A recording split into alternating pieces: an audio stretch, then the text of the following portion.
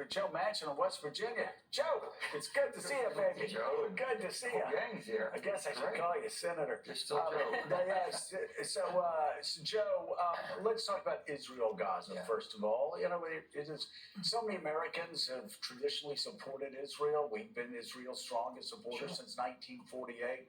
At the same time, younger voters, not just in West Virginia, but across the country, turning on Israel because what they're seeing in Gaza. What's the best way forward for America? The best way forward, when I talk to people, I said, first of all, do you agree that Hamas is a terrorist organization? Do you understand the definition of a terrorist organization? When usually civilized countries have to have disagreements and go to war, there's the rules of war. And most countries use their war machines to protect their people.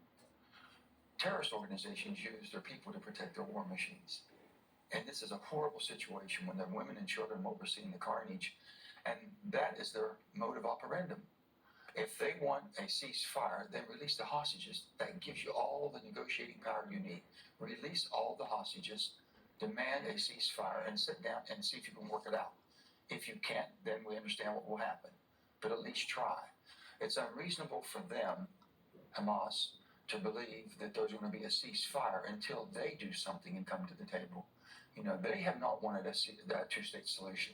They have never come to the table to recognize a two-state solution. How important is a two-state solution when you have Hamas, who has spent since 2005 working against it, since they've been in power, killing people that actually have talked about working with Jews? And you also have Netanyahu, who spent the past 10 years fighting against a two-state solution. How do we get there? It's hard for any of us in America to put ourselves in that position. I think about West Virginia. If Ohio declared war on West Virginia, you know, and they continue to berate us and attack us and do things of that sort, what would you do? How would you defend that? What would cause them to stop? So you start thinking of something in your backyard. How would you settle it? Well, if a person has a commitment that they're going to destroy you no matter where or when, that's their determination.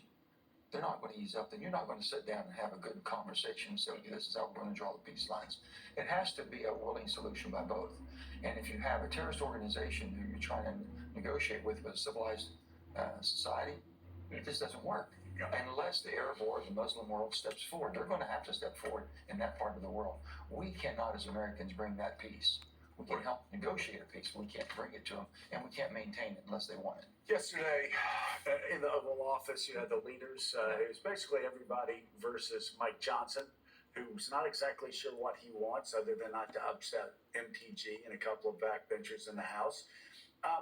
Could you talk about the damage that Mike Johnson, Donald Trump, and those who are opposing aid to Ukraine are inflicting on not only the people of Ukraine, but on Western democracy right now? We were talking just a little bit before you came back on and discussing it's a moment of time.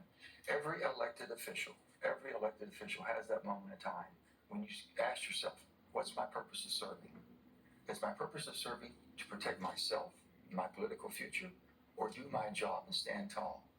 I've come to the conclusion we need term limits. I've come to that conclusion. I never had before. And I've come to it's the only way we're going to get any type of performance. And I come to the conclusion, Joe, because I was doing a town hall in southern West Virginia, and a lovely elderly lady stood up, and she was 10, 15 years ago telling me why I should do it. And I was telling her why I thought, well, you lose a lot of experienced people and this and that. And she says, Joe, think about it. If we had term limits, maybe we get one good term out of you. I was sold. I had no comeback. I had no defense. She was correct, and more correct today. But Mike Johnson, you know, it's a moment of time. It's a moment in history for him to make a decision. What's my purpose of serving the good people of Louisiana? Why did I come here?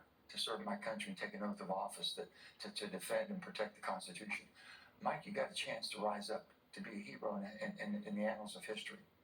To do it and do it the right way. And if they can't come together, this purity test, Joe, you know how that is. Purity test, you got to have 218 Democrats. Right. If you have a majority, they all got to vote. And if 218 Democrats don't vote, we don't pass anything. Right. If 218 Republicans, those days are gone. The country's too divided, and right now you've got to build coalitions.